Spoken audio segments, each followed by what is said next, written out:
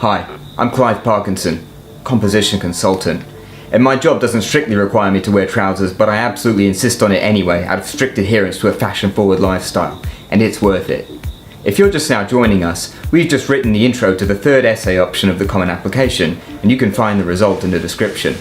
Our intro was quite a bit of fun, but frankly it didn't make any sense, and we may have upset the Common Application's delicate sensibilities, and now we have to desperately backtrack and apologise and grovel, and insist that we've been taking this seriously the whole time. Let's go! Part 2. Identify a belief or idea that figures in your life.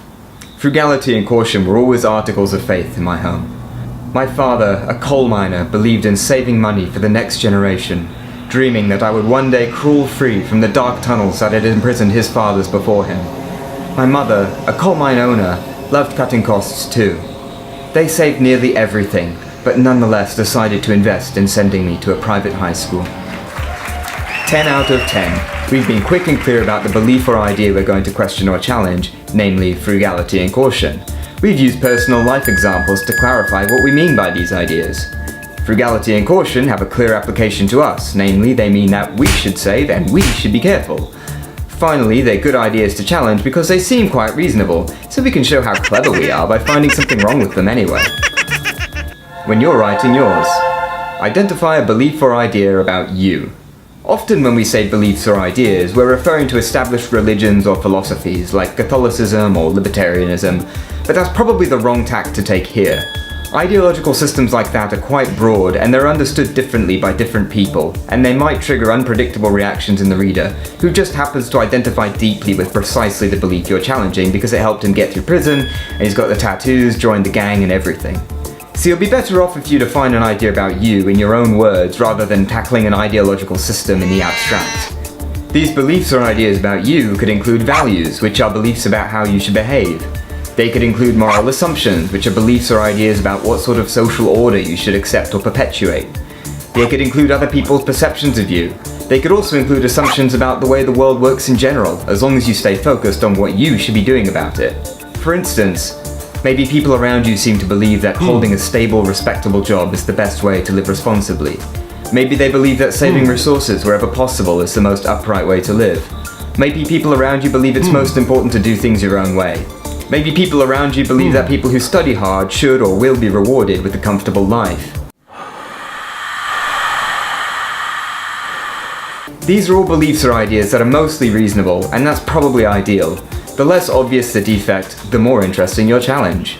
So what kind of everyday beliefs or ideas might figure into your life? You might think about, for example, what do your parents and teachers believe you should be spending your time on every day? What do your parents and teachers believe is the most important measure of your success? What sort of activities do your parents and teachers believe you should be pursuing?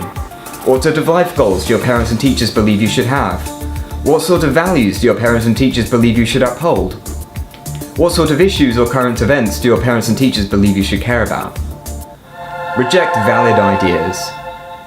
It will probably be easier to write a thoughtful essay if the values and ideas that you're challenging are not totally insane. That means the standard bad ideas of racism, sexism, homophobia and transphobia might not be the best ones to challenge here. If you had to take a significant risk or give up something dear to you in order to challenge a hateful idea, it might be an interesting story, but you certainly won't be the only person telling it.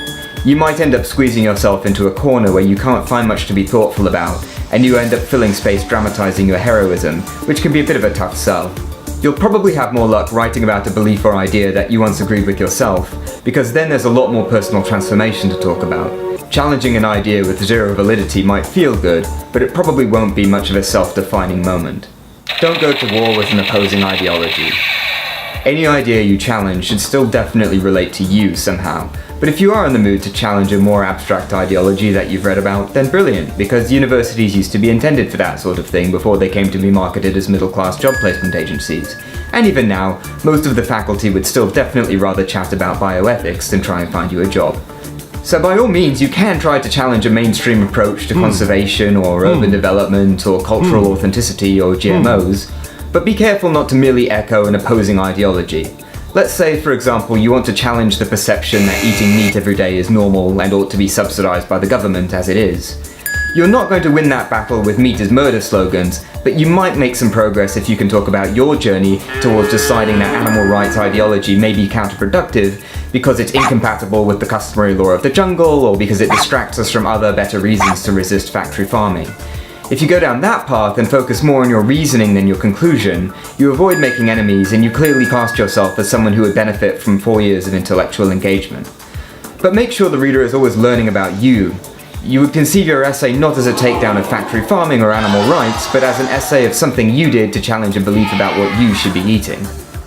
Another word of caution: take care not to sound too combative, especially if your grades haven't always been great, you don't always get on with your teachers, and you don't have a clear record of social involvement. Make sure your challenges are balanced by clear indications that you can get along. Everyone says they love outside thinkers, but nobody's really looking to build a class of cabin-dwelling conspiracy mongers. Bottom line, don't just rehash an activist viewpoint from some dark corner of the internet. Don't make ideological enemies, and stay focused on how these ideas apply to you. Prompt are not questions. Ah, I hear you say. Surely frugality and caution are not strictly beliefs. I mean, you can't believe in caution, can you? And you've named 2 related beliefs, whereas the question clearly only asks for 1. And to you I say, fair enough. I've seen many students get concerned that their responses don't strictly answer the question. But these are not questions, they're called prompts instead, and that's because they're not looking for answers. They're just intended to guide your response down a fruitful path and not to confine it. A good personal statement is a good personal statement. As long as you're interesting, you make sense, and you draw a unique conclusion about yourself, then you're golden. If the object were to provide technically precise answers, the common application would not have given you 7 choices and labelled one of them do whatever you want. Alright, that's all for now. We've all found something to believe in, and we're going to hold on to that faith all the way until the next video. Hit subscribe and tell the machines how you like it.